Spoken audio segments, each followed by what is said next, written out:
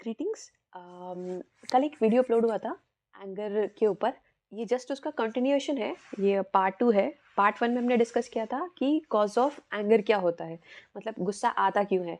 तो बस थोड़ा सा सम अप कर देते हैं कि गुस्सा आने का बेसिक रीज़न होता है कि उसके पीछे जो हिडन, मतलब जो आपका डेप्थ में वो होता है, वो आपको ये लगता है कि आपके साथ कुछ गलत होने वाला है, या तो आपको लगता है गलत हो रहा है या होने वाला है। जैसे ये पर्सीव होता है माइंड को, वैसे ही मतलब वो एंगर के फॉर्म में रिएक्ट, मतलब बाहर निकलता है, राइट। जैसे इसके बहुत सारे एग्जांपल्स हैं डे टू डे लाइफ में, जैसे कि वर्किंग हाउसवाइफ्स जो होती है, बहुत देखा होगा आपने कि मतलब पोछा लग गया है पोछा लग गया है, गीला है और कोई वहां से पैर जूते पहन के निकल गया है, तो वो गुस्सा आती है। तो उनको मतलब, या फिर इस तरह से बहुत सारे इवेंट्स होते हैं कि जहाँ पे वर्किंग लेडीज, मतलब आपने देखा होगा ना, बहुत जल्दी फ्रस्ट्रेट हो जाती है, या फिर जो मतलब हाउस लेडीज होती है बेसिकली, जो घर पे काम करती है, बहुत जल्दी फ्रस्ट्रेट हो जाती है, या फिर वो बोलती है कि सब कुछ मैं ही करूँ क्या, या फिर मतलब मैं, मुझे नौकर समझ के रखा, इस तरह से। तो उनका जो इसके पीछे की साइकी ये होती है कि उनको लगता है कि उनकी काम की कोई रिस्पेक्ट नहीं कर रहा है, या फिर वो बार बार उस काम को कर रही हैं, बट इसके पीछे मतलब उनको लगता है कि उनको खुद को नुकसान हो रहा है, वो बार-बार वो काम कर रही हैं, पर वो काम कोई समझ नहीं रहा है, या उनके काम की वैल्यू नहीं हो रहा है, या फिर बार-बार उनसे एक्स्ट्रा एफर्ट करवाया जा रहा है जानबूझ के। जैसे अगर आप पानी पी रहे हो तो मतलब बेसिक साइकी उनके पीछे की ये होती है कि अगर आप पानी पी रहे हो तो आप एक ग्लास नहीं पी सकते हो पूरे दिन भर में पानी। ऐसा नहीं कि आप हर बार पियोगे तो हर बार ग्लास वो करना आपको मतलब नया निकालोगे और उसको करोगे। तो उन्हें हर बार उस ग्लास को साफ करना पड़ रहा है, तो उन्हें एक तरह से मतलब जो माइंड होता है वो ये परसीव करता है कि आपको एक्स्ट्रा एफर्ट करना पड़ रहा है किसी और की वजह से, यानी आपके साथ कुछ गलत हो रहा है। इसकी वजह से वो फ्रस्ट्रेट होकर और वो सारा गुस्सा निकलता है।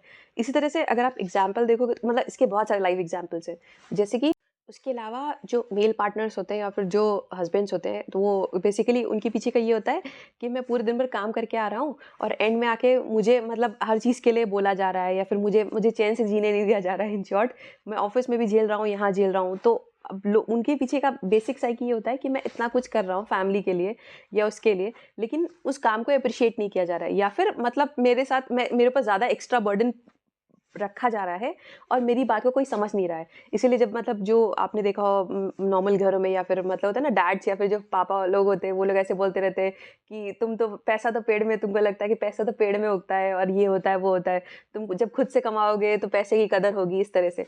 तो ये इस तरह से फिर उनका फ्रस्ट्रेशन धीरे धीरे निकलता रहता है। अच्छा, ये मिनिमल लेवल का मतलब एंगर है या मिनिमल लेवल का फ्रस्ट्रेशन है, मतलब जो नॉर्मल हम डे टू डे बेसिस पे देखते हैं।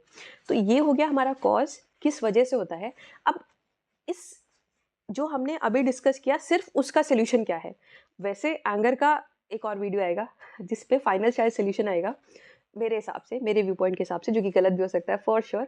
बट अभी जो हम डे टू डे बेसिस पे जो हम झेलते हैं या जो हम फेस करते हैं, आपको लगता है आप झेल रहे हो, सामने वाले को लगता है सामने वाला झेल रहा है, तो दोनों जो झेल रहे हैं उसको क्या एक सॉल्यूशन हो सकता है, मतलब क्या हो सकता है मेरे हिसाब से।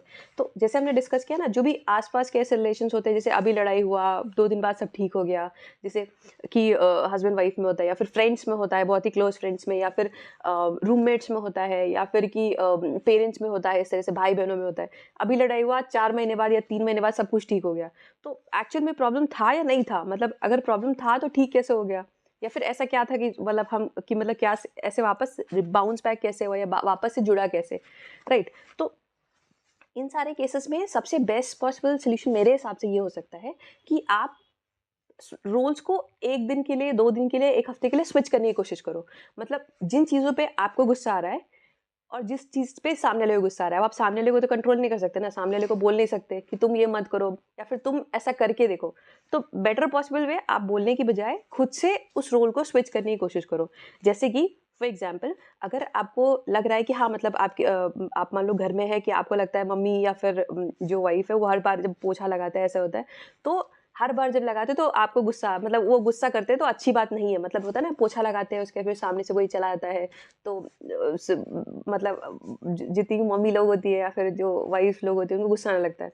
तो आप रोल्स खुद से स्विच कर लो, ठीक है। आप सोचो कि 1 हफ्ते मुझे ये काम करना है, और सामने वाले से मतलब आप खुद से ये ऑब्जर्व करोगे एक्चुअल में कि जब सामने से ऐसा कुछ हो रहा है, मतलब आप उस काम को कर रहे हो बट आपके काम को अप्रिशिएट नहीं किया जा रहा है, तो आप एक्चुअल में सिमिलर या बिल्कुल सेम रिस्पॉन्स दे रहे हो। मतलब जिस जिस बात पे सामने वाले को गुस्सा आ रहा है, सेम उसी बात पे आपको गुस्सा आ रहा है।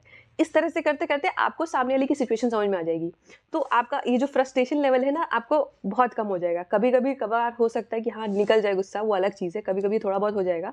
लेकिन बैक ऑफ द माइंड आपको पता है कि अगर आप उस सिचुएशन में होते, तो आप भी बिल्कुल सेम तरीके से रिस्पॉन्ड करते। और इसका एक और बेस्ट एग्ज़ाम्पल है, एक टीवी का मुझे अभी जो याद आ रहा है, एक टीवी का ऐड आया था, जिसमें बहुत लड़ाई, मतलब ऐसे मैंने ऐड देखा हुआ है कि बहुत लड़ाई हो रहा होता है हस्बैंड वाइफ में, और एक बच्चा होता है वहाँ पे डाइनिंग टेबल बैठा होता है, तो वो लोग मतलब लड़ते रहते हैं हमेशा कि हाँ, तुम ये नहीं करती, तुम वो नहीं करती, तुम मेरी सिचुएशन में होती तो समझ पाती। तो वो बच्चा क्या होता है, वो फ़ोन्स को स्विच कर देता है।